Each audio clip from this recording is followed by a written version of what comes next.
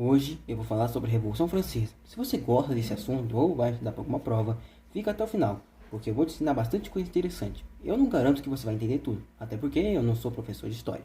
Mas fica até o final, porque eu vou te mostrar bastante coisa interessante que talvez você nem sabia. Imagine a França muito tempo atrás, um lugar lindo, mas com algumas coisas bem injustas. O rei Luís XIV e sua esposa Maria Antonieta viviam em um palácio enorme e tinham muitos luxos, enquanto a maioria das pessoas trabalhava muito e não tinha quase nada. Tá igual o Brasil hoje em dia. Várias coisas deixaram o povo francês muito chateado. Primeiro, a França estava gastando muito dinheiro em guerras e festas luxuosas, e quem pagava a conta eram as pessoas mais pobres, com impostos altíssimos. E novas ideias sobre liberdade e igualdade estavam circulando, mostrando que talvez não fosse justo que algumas pessoas tivessem tanto privilégio só por terem nascido em uma família rica, igual aquele molequinho mimado da sua sala, que são tudo uns herdeiros. Um dia, a raiva das pessoas explodiu. No dia 14 de julho de 1789, uma multidão de parisienses foi até uma antiga prisão chamada Bastilha.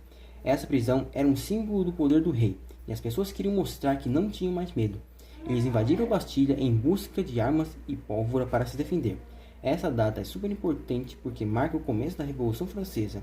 Igual quando assinar o toque e você tá doido para ir embora. Naquela época, as pessoas ricas usavam perucas enormes,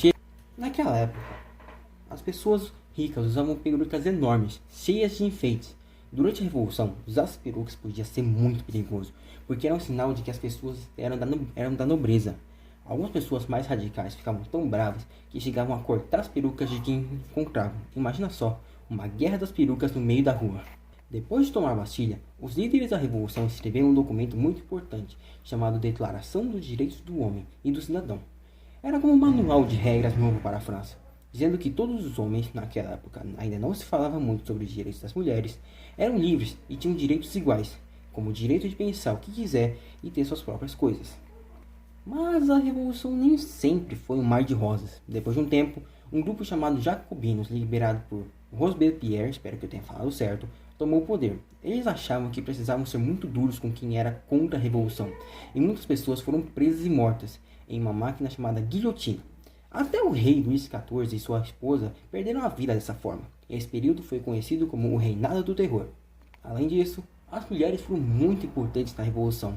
Mesmo que nem sempre apareçam nos livros de história, elas participavam de protestos, discutiam políticas em clubes só para mulheres e até marcharam a pé até o palácio do rei em Versalhes para pedir comida, porque as pessoas estavam passando fome em Paris. E elas eram muito corajosas, até porque naquela época qualquer coisa a mulher tomava um tapão no meio da cara. As ideias de liberdade e igualdade que surgiram na Revolução Francesa viajaram pelo mundo e chegaram até o Brasil. Elas inspiraram pessoas a lutar por mais liberdades e contra o domínio de Portugal, como na Inconfidência Mineira e na Revolução Pernambucana. Como fosse a faísca da Revolução Francesa, acendesse outras fogueiras em vários lugares. A Revolução Francesa acabou quando um general muito famoso chamado Napoleão Bonaparte tomou o poder e se tornou imperador e conquistou muitos territórios na Europa. Apesar de a Revolução em si ter terminado, as ideias de liberdade, igualdade e fraternidade, que era o lema da Revolução, continuaram muito fortes e influenciaram muitos países ao redor do mundo. Até hoje, quando falamos em direito e democracia, lembramos um pouco do que aconteceu nessa época emocionante e cheia de surpresas na França. Foi uma grande abertura pela liberdade que mudou a história. Após todo o período turbulento da Revolução Francesa, Napoleão, um grande general talentoso, ganhou destaque, através de um golpe de Estado em 1799.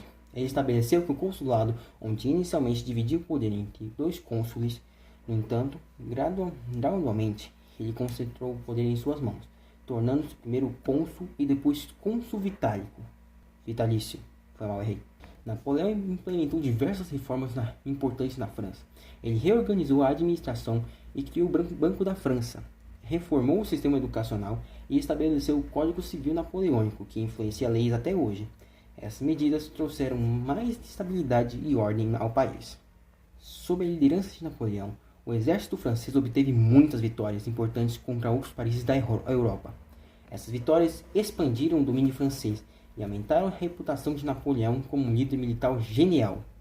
Inicialmente, muitas pessoas na França apoiavam Napoleão, porque ele trazia ordem e sucesso militar.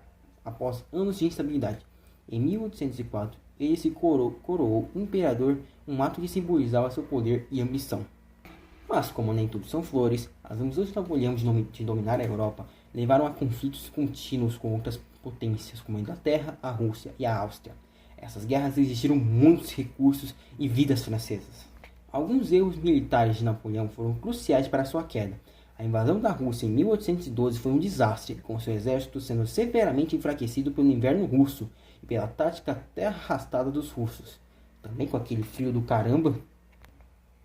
Outras nações europeias se uniram contra Napoleão. A Inglaterra, com sua poderosa marinha, foi um oponente constante. Outras potências formaram coligações para lutar contra o domínio francês.